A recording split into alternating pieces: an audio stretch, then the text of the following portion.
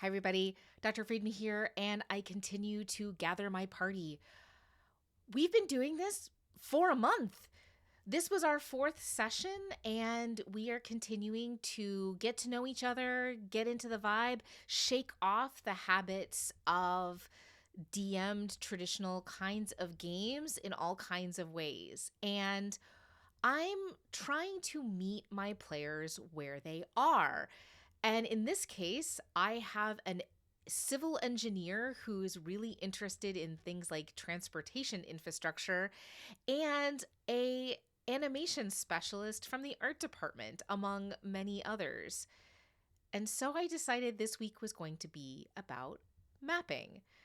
And while this is officially a game tasting uh, kind of experiment, the whole purpose of this is for me to play games that are new to me.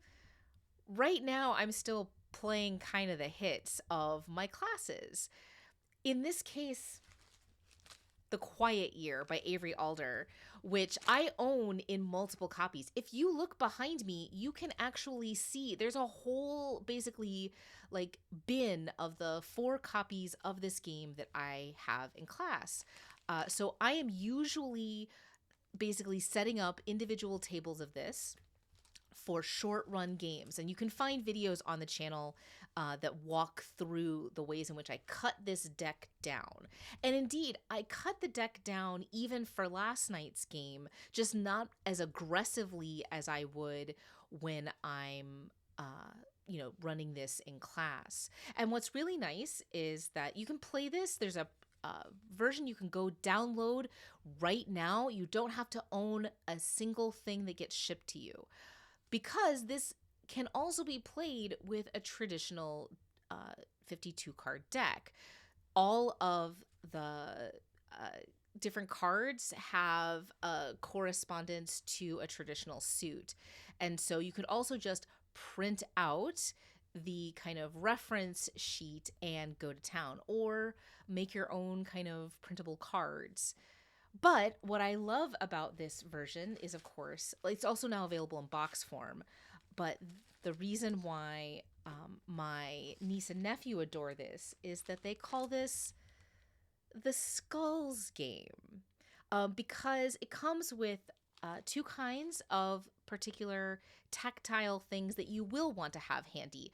Traditional 6-sided dice in order to track the projects that you're creating, as well as something to indicate contempt. So, The Quiet Year is played in ways very similar to For the Queen, which is to say, an individual player pulls a card. They are not an individual, but instead representing the community in some way, shape, or form. There are instructions on each of the cards that give you a choice to add a complication, make hard decisions, grow something, or just add to the texture.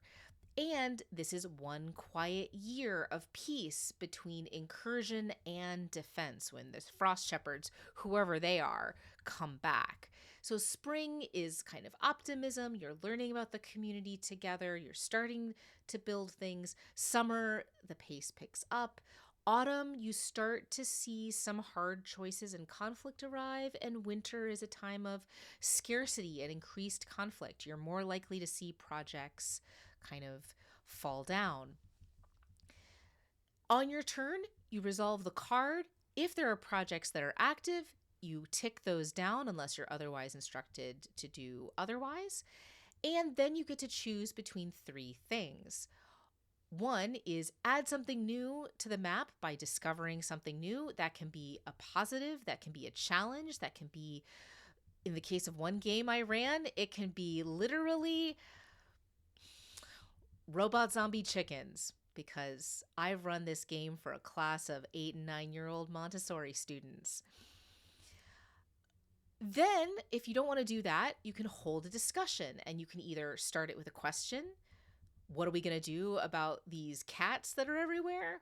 Or a statement: we should put to trial the murderer of our, townsperson. Both of those are real things that happened in last night's game. If you start with a question, you get to have the final word as everyone says 1 or 2 sentences reflecting the mood of the community. If you just make a statement, that's where your turn ends. There's no vote, there's no decision, nothing is consensus.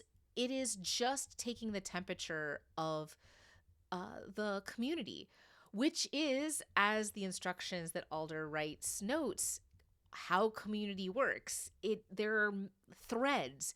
You can hold another discussion later if you think it's unresolved, or more likely, you're going to take the third option, which is to start a new project to intervene in the world. So we had projects that included building a kiln, making a medic tent, making a weird shrine, and my favorite, complex cryogenic helium retrieval.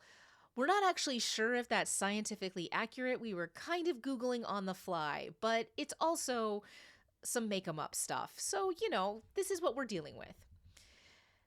During your turn, you are the only one to speak, except in cases where you're starting a project and then the group decides how long is that project going to take, and putting down a 6-sided die that indicates how many weeks, because then we're going to keep track using the dice of how far that project is getting along.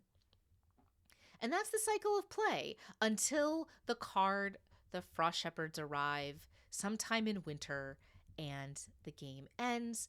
And what I do is have everyone go around and say one truth about what has ultimately happened, so that we can kind of resolve based on the state of our map, which everything that you're doing is taking a blank sheet of paper and turning it into a map, a wordless map that represents the current state of abundances and scarcities. The things that you have determined at the beginning of the game are important to the community, as well as all the things that you've added, all the people and places and new projects.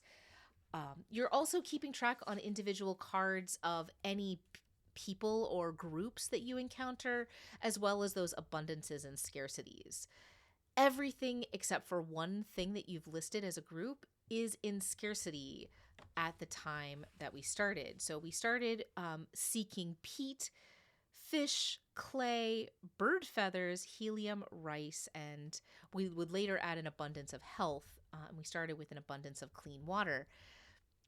What's really nice about this is that this gives you clear objectives and they can be interesting, right? My friend Chase had to leave early before we actually even started taking turns in the seasons of the game, but had thrown in a helium as a scarcity. And once you write it down, it becomes important. And this is good practice for emergent gameplay, right? No one is the authority as to the why of any of this, who the Frost Shepherds are, who the Jackals are. Why do we need helium and bird feathers? We answer that through the projects that we make and the story that we tell. There was an attempt at an airship by the end. And as it turns out, that was indeed what my friend had in mind as a possible use for helium. As we discovered, there aren't that many uses for helium. If you have other ideas, feel free to put them in the comments about ways in which we could have used helium to good narrative effect. And I will say, I'm smiling as I say this because The Quiet Year is a game about struggle and resilience and community collective stuff, and that can sound pretty darn heavy. I don't think we've laughed this hard even in all of the other games we've played, including Ghost Court, and that included a friend of mine pointing to his wife and saying Jezebel as they were acting in character as this kind of contentious duo in Ghost Court. Sometimes, depending on the situation, you can make this ridiculous. Again, I've played this with 8 and 9-year-olds. It gets wiggity weird very quickly.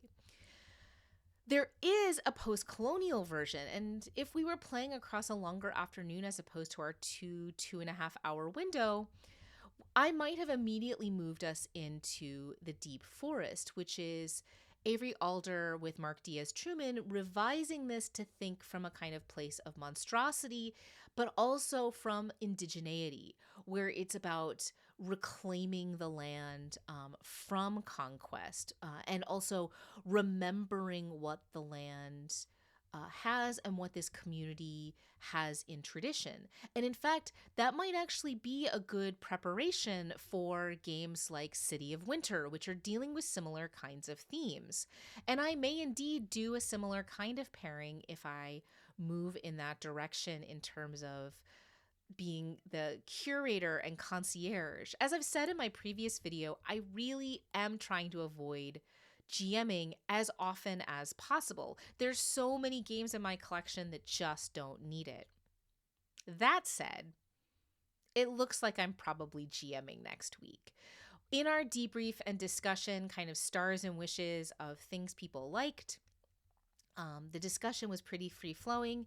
And one of the things that came up was I mentioned somebody was talking about kind of fuzzy animals and things like that because our game of the quiet year turned out to include a lot of cats, as previously mentioned, and the frost shepherds were dog people. And then that led us to a conversation of, wait, were we like tiny furry creatures all along? Maybe? Are there role-playing games that have tiny furry creatures? And then I scurried in here and grabbed Mouse Ritter and said, yes. And in fact, my doctoral student is working on games that include small woodland creatures. So yeah, if you know any environmentally minded role-playing games, they don't have to include small furry creatures, but if they do, that'd be really helpful for our purposes. Thank you. So I pulled out Mouse Ritter, but I also pulled out, because of another kind of fork in our conversation, Brindlewood Bay. And Brindlewood Bay is the kind of game that I feel is GM light. Jason Cordova may disagree with me on this. I would imagine that people like Kieran Gillen, and Quentin Smith would turn it into more purposeful GMing. Although Kieran's style is closer to mine when we're actually in charge, I think it's fair to say. Read his ongoing list of games that he's played, and also anything involving him writing about die, and you'll get a sense of his GM style, which is lightweight. Brindlewood Bay is near and dear to my heart because the game group that meets every Saturday and has met every Saturday virtually since the very early pandemic, that was the first role-playing game that we played together before the physical copy of Brindlewood Bay even came out. So I've only very recently gotten the full kind of physical accoutrement from when I backed the crowdfund, and I've never actually played it with all of the physical bits and bobs like the needlepoint dice, even though I've both played it virtually very early on, and you can read Tiffany Leigh's Goonhammer review of it. And I've also run it for students, so I know I can do it in a tight time frame, and I might be able to pull it off as a one-shot. I told them I needed them to commit to 2 evenings in a row that we play this if we're going to do it. So we'll see who shows up and who's game and good for that. If there are a few people who can't make the second session, it's not the end of the world, but we'll see. But yeah, and I'm thinking about Brindlewood Bay, one, because in terms of lift, I can do it without any real prep because I've done it several times. I've also run it in a kind of tight one shot for a research group in other kinds of ways. So I know how to get that executed. So it's still consistent with the Dr. Friedman doesn't have time to prep right now.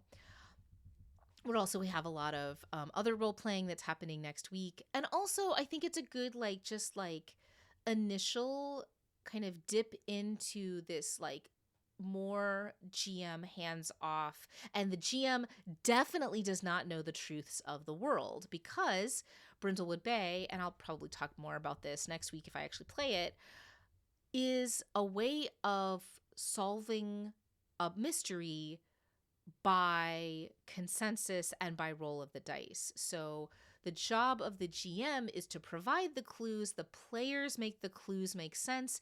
If they can make enough clues hang together plausibly, they then roll the dice, and the dice determine whether they're right or not. Now, played to the extreme, which is how my original group played it, you can make a solution that includes so many clues that you will be correct when you make it up, which I've literally been in a scholarly fight in a room full of intellectuals and game designers and academics debating whether that's garbage or not.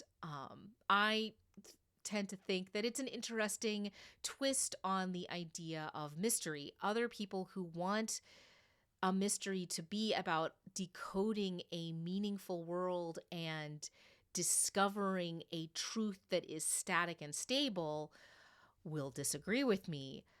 And I think ontologically, that's super interesting as a kind of idea about who we are as players. So I'm actually curious about what happens when I throw Brindlewood Bay in front of people who've had a month of this kind of collaborative role playing without a GM, but who have very ingrained habits from GM'd and DM'd games.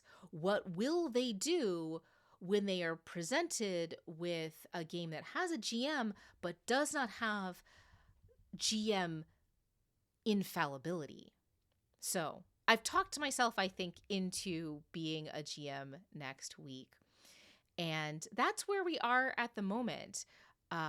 We are in an interesting time in terms of the semester. We are now 1/3 of the way through the semester by the end of next week. So it will start to be a transition time, a potential time of crunch. We get closer and closer to spring break. I don't know what that means.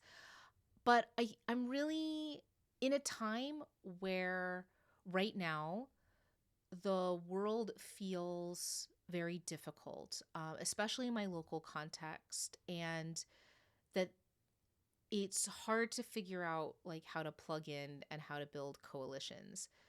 This is not the answer to the problems of the world, but I do think it's a tangible, concrete way of bringing people together around a shared interest and, as honestly this revealed, shared values that then makes it possible for us to go do the other things that are our job to do to make the world a little bit of a better place. I hope that's true for you in your context. I hope wherever you are staying physically warm and warm in your comrades and allies. And I'll see you soon. Take care.